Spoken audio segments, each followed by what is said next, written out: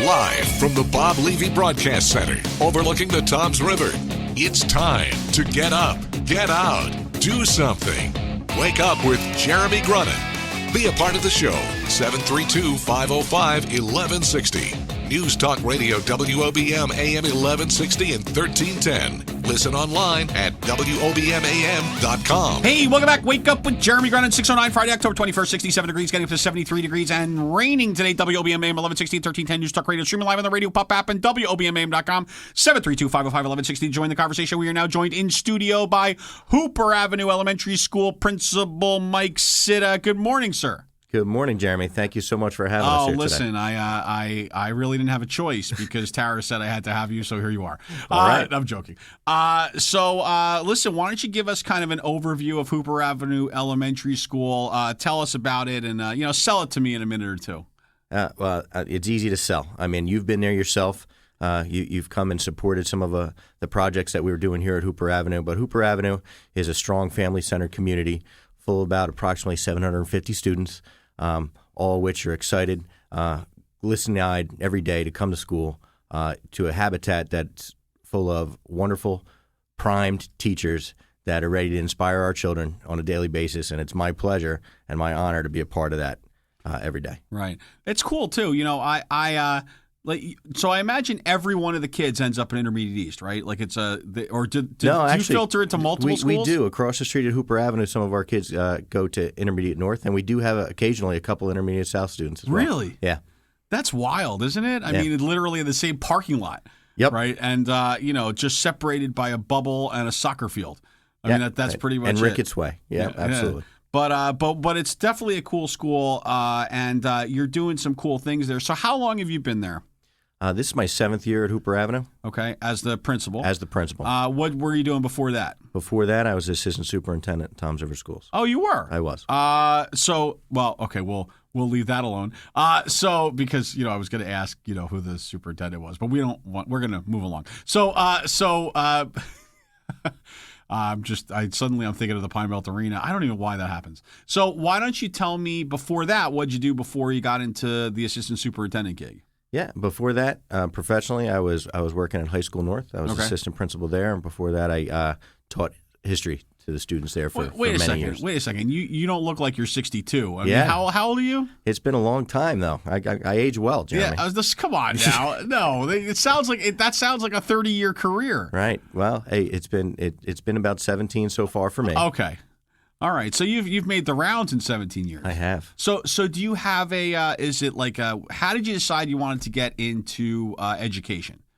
Getting into education, I mean, that was the easy part. I think education got me. Okay. I've been a Toms River product my whole life, growing up in and out of the schools. You always find that, I'm sure you talk to every educator to tell you about the one educator that inspired you to take that path and to get back into teaching and working with kids. I was fortunate that when I left high school, I went to college. I started to play football and came back.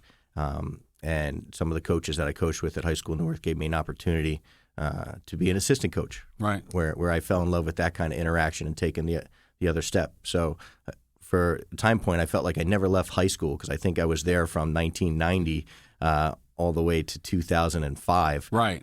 In some capacity or whatnot. But I did have one individual that was inspiring to me to pursue this career, and that individual is actually my wife. Really? Who I met early on, at 19, 20 years old, who already had a career path in education. She's an inspiring individual. She's a teacher at Beechwood Elementary, and she loves children, and that has been our life passion since. Right. Now, I just want to tell you how warped my mind is for a second. Go right ahead. I'm going to help you out for a second. So when you were talking about, you have that person that inspires you into whatever, I'm thinking, of course, is a teacher. Absolutely. Right. So now that's where my head is, right? Like it's a teacher. Who's the teacher? Who's the teacher? Now you say that it's your wife. Yeah. So now in my mind, I'm like, wait, his wife was his teacher. No. Now I'm like, this is a problem, right? We got a problem. Now I thought we had an expose here, Mike, and we don't have an expose. I'm sorry for ruining That's your morning, all right, Jeremy. man. I had it. We were going down a path, and we had to pull up at the last minute and choose a different path. Well, that's great. So it wasn't a family thing. It was just because I find like a lot of teachers It seems like it seems like there's multiple generations. Like if your parents were teachers or educators, it seems like that's what you want to do because it's kind of ingrained in you. Well, in the Citta family, I think it's more of a community thing. Right, I got you. I think it's you're going to be part of Tom's River, right? In some capacity, right? So I think that is always has been in my DNA as well. Cool. What high school did you go to? High School North. Oh, did you? Okay. Yeah. So you went to High School North. All right. And so that's cool. So always a product of Tom's River Schools, then did the college thing and then came back and here you are. So that's pretty cool. So do you still there must be teachers that you had along the way that are still active in the system and that that may know things about you that some things that you're happy about, some things that you're not as happy about. Yeah, that's exciting. I mean, I got to work with the teachers that taught me at Tom's River North when I started teaching there. I was able to work with them as their assistant principal and moving forward, so on and so forth. So it creates good dialogue. Right. Very cool. Good. All right. So when we come back, right, I want to talk about some of the programs that you're kind of most proud of, right?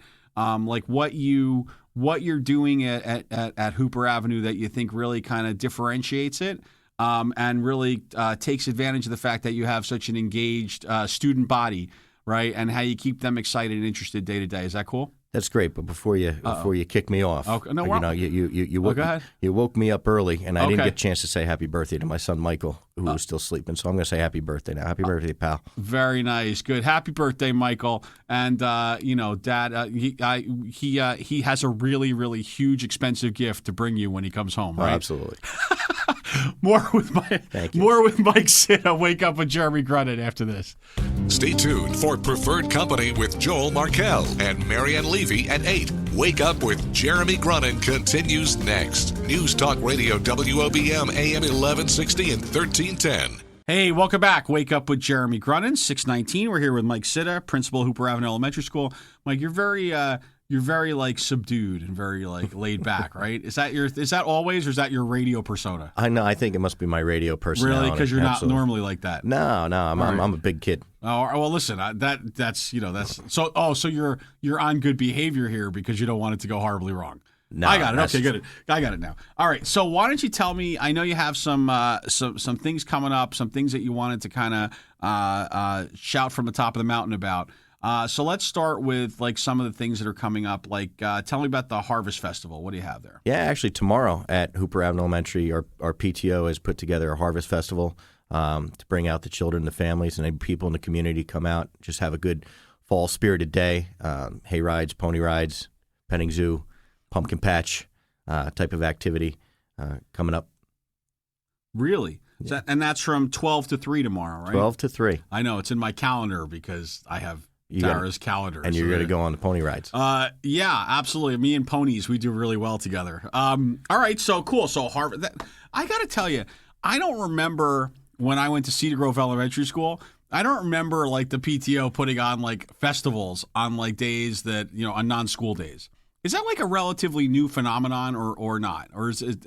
I don't know. I think those were traditions that were in our school long before I got there, but seemed to be very well attended and very well organized. They're really fun days. Kids it's awesome. I just don't remember it at all. And I'm thinking maybe I just wasn't in the know. I mean, that very well could be because well, it's a whole separate story for, maybe my therapist and me. All right. Talk to me about the food and fire trucks. That sounds like fun. Yeah, there's something new that we're trying this year, and it's a good way to bring in the community. We have vendors and food trucks coming November 18th that we're going to get out. Our PTO, again, is organizing a wonderful event.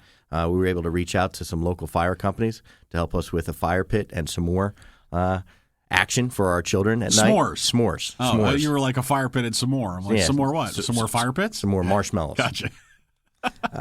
And just a fun night to get people together, break bread in the community, right. Learn some fire safety and have some good chocolate. I thought it was supposed to be graham crackers. And graham crackers, yeah. Yeah, well, there's no bread. I don't.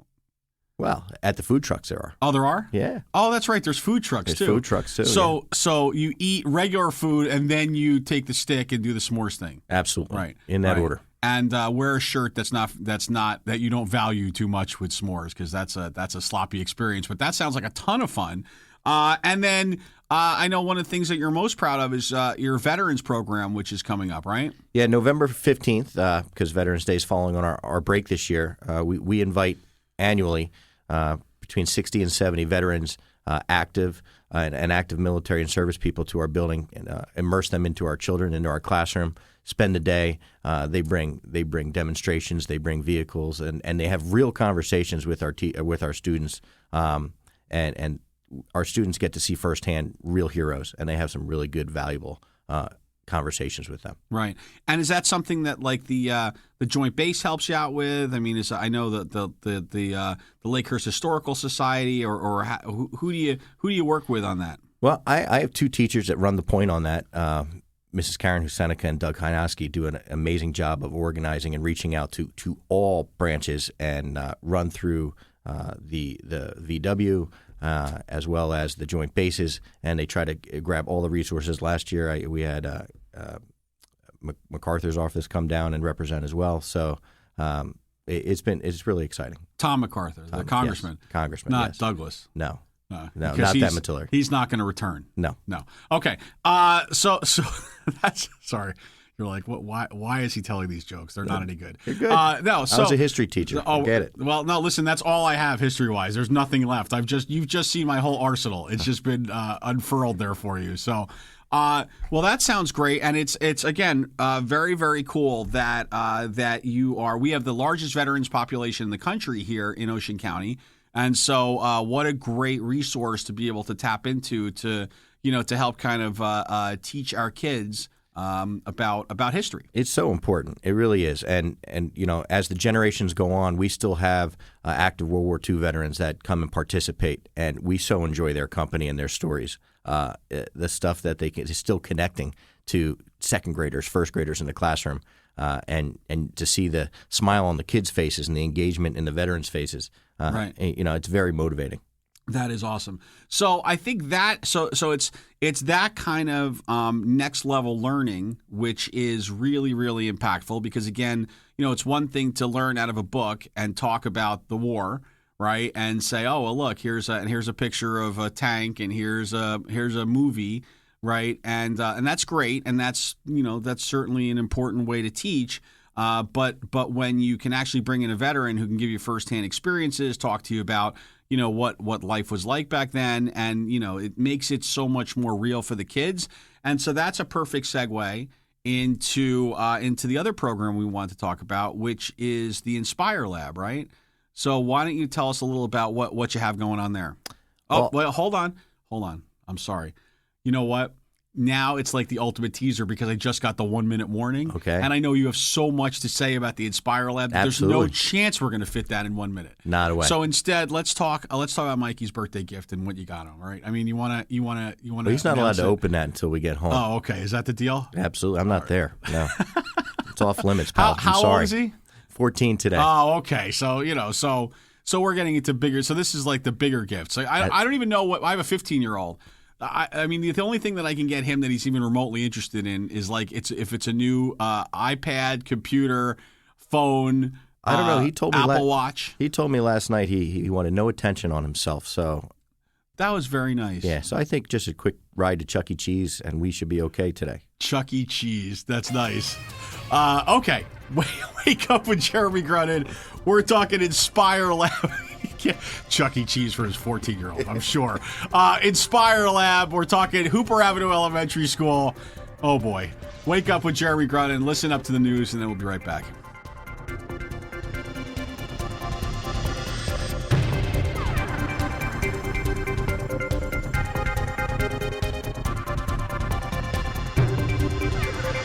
Coming up next, the latest from WOBM News, the Town Square, New Jersey News Network, and Fox News Radio. Wake up with Jeremy Grunin.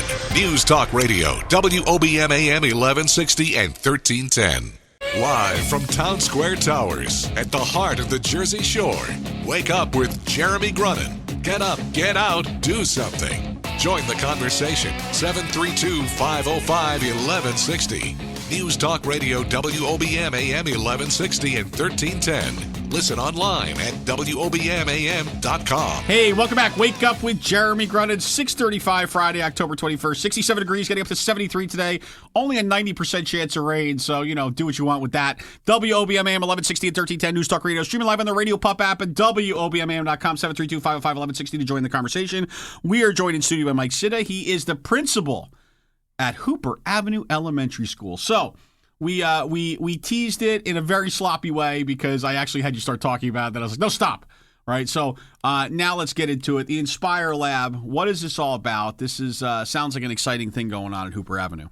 Well, the Inspire Lab is the definition of with opportunity comes reward for students. So I want to thank the Grunin Foundation for sponsoring all of our schools with an opportunity to do something really good for kids and have the kids drive the bus on what they want to do in the school.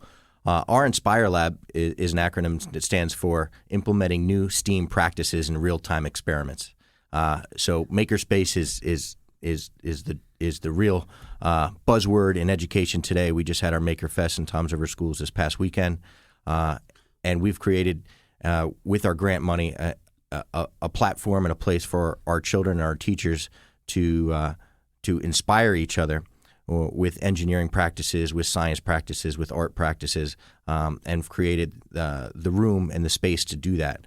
The teachers and the students have developed the lessons and the plans and the activities that are going to take place in there, anywhere from building suspension bridges to volcanoes to robots to you name it.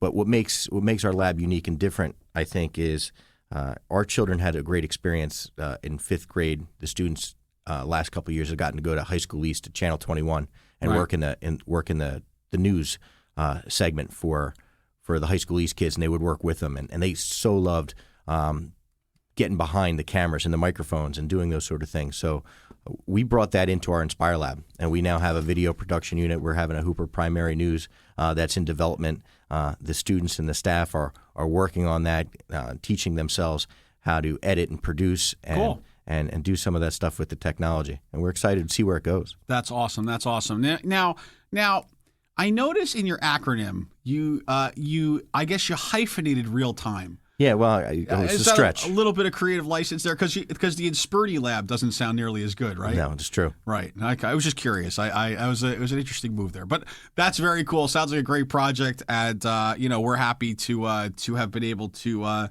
throw in a couple shekels to allow you to do that. Well, so listen, cool. with your experience here, we're going to expect you to come and be a presenter with absolutely. If you would like our production team. If you'd like a semi-professional radio guy to come on in, I mean, I am part of the media now. So that's right. Well, listen, it's that time, Mike Citta, Hooper Avenue Elementary School principal. It's that time where we give you the magic wand, the pixie dust, the fairy dust, the ability just to wiggle your nose and make something happen, although I imagine you're not doing it that way. You're using the wand. Let's be honest.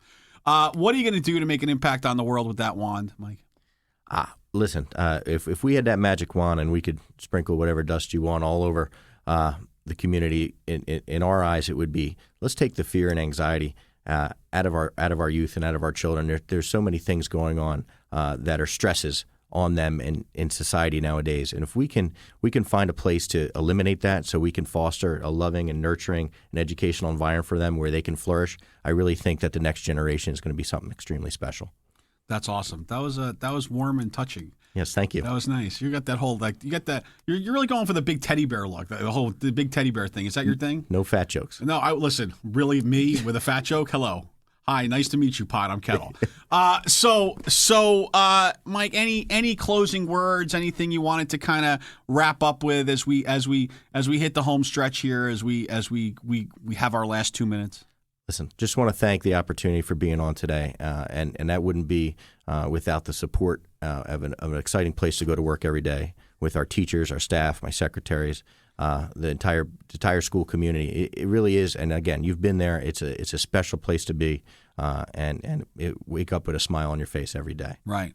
That's because you listen to our show, right? Every day. Right. Yep. Absolutely. Mm-hmm. Great PTO, or is it PTO or PTA? PTO. What's the difference? I have no idea. Right. One's an organization, one's an association. Right. We're organized. You're organized. We're not associated. Nope. That's good thinking. I mean, I like that.